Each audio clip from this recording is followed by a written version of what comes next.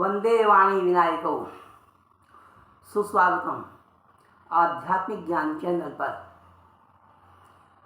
देश और विदेश के सभी श्रोताओं का श्याम शंकर सारस्वत की ओर से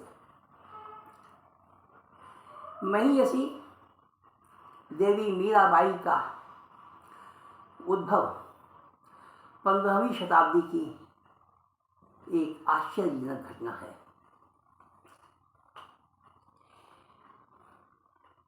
भक्तिकाल की इस कवयित्री का जन्म लोक मान्यता के अनुसार पाली जनपद के कुड़की ग्राम में सन 1498 ईस्वी में श्री रतन सिंह जी राठौर के घर में हुआ था। श्री देवी मीराबाई बाल्यकाल से ही, जन्म से ही ईश्वर के श्री कृष्ण विग्रह के प्रति समर्पित थी। इनका दैहिक विवाह 18 वर्ष की आयु में सुप्रसिद्ध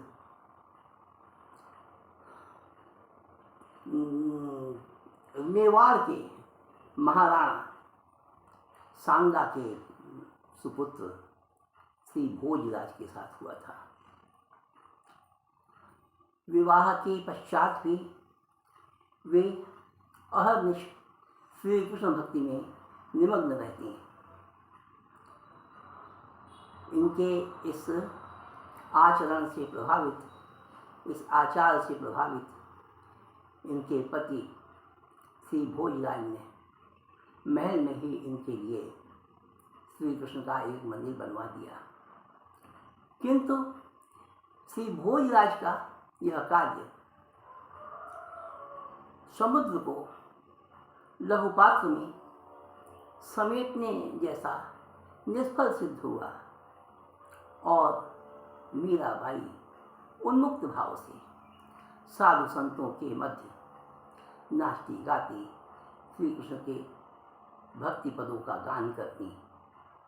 वे कहती, मेरो तो गिरधर गोपाल दूसरो न कोई, जाके सिर मोर मुकुट मेरो पति सोई।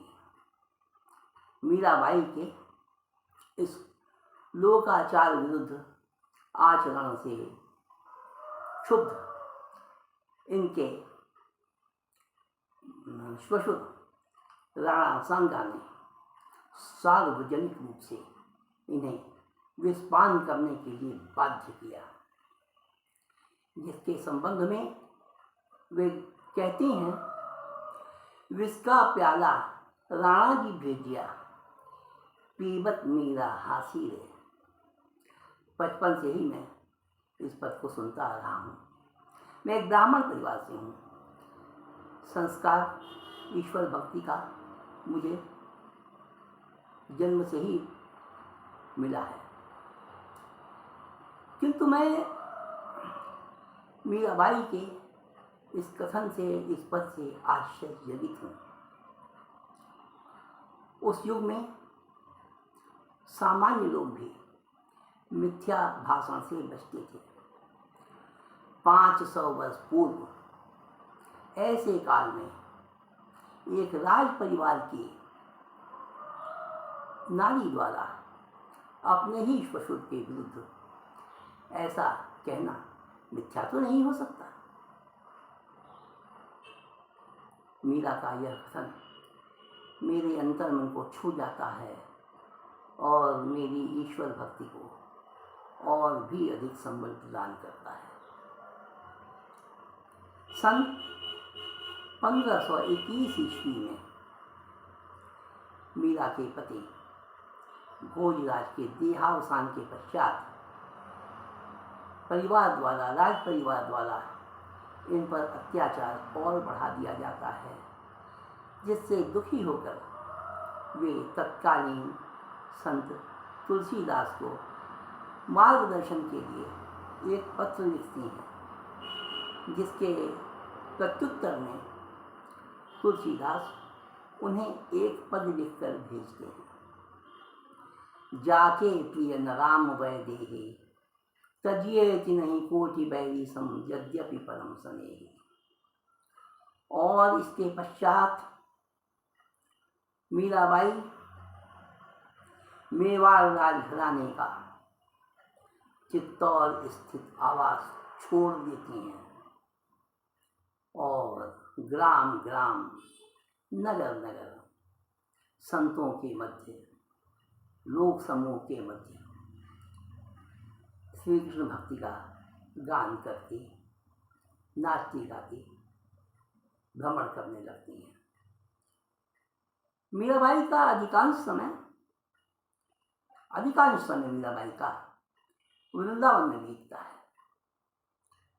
वे एक स्थान पर कहती हैं, मन चाकर राखो जी, चाकर रहसूं बाग लगासूं, निस्दिन दर्शन पासूं, वृंदावन के कुंज गगन में तेरी लीला गासूं। मीराबाई एक बार काशी भी आई और वहाँ तत्कालीन संत रैदास से मिली और उन्हें गुरु का सम्मान दिया। मीराबाई अप्रमेय हैं, अलौकिक हैं, अनुपम हैं। मीराबाई के ही समान हैं। विगत 2000 वर्षों के इतिहास में मैं मीराबाई जैसा और कोई अन्य नारी संत नहीं देखता। सन 1547 ईस्वी में मीराबाई भ्रमण करते हुए द्वारिका पहुंची। वहाँ श्री द्वारिकाधीश के मंदिर में भक्तों के देखते देखते श्री कृष्ण के गुणों का गान करती, पदों का गान करती भगवान के श्री विग्रह में आत्मसात हो जाती हैं। मैं यहाँ आपको बताऊं कि मीराबाई की प्रमुख रचनाओं में राग गोविंद, राग सोरठा और मीरा की मल्हार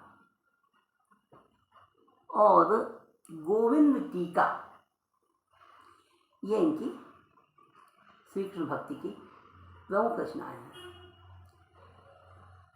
मीराबाई निर्गुण भक्ति से भी प्रभावित हैं। कुछ निर्गुण भक्ति पर भी उनके पद मिलते हैं।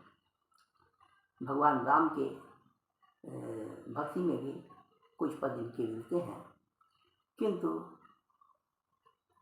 मुख्य रूप से ये श्री कृष्ण भक्ति से प्रभावित हैं और श्री कृष्ण के प्रति समर्पित हैं। और अंततः वे श्री द्वारिकाधीश के मंदिर में, जो द्वारिका में स्थित है, सभी भक्तों के देखते देखते भगवान के श्री विग्रह में आत्मसात हो जाती हैं। मैं अल्पज्ञ, अकिंचन, अपावन श्याम शंकर सारस्वत देवी मीराबाई के श्री चरणों में बारंबार विनयावनत हूँ। ओम तत्सत। जयति सनातन धर्मः। ओम।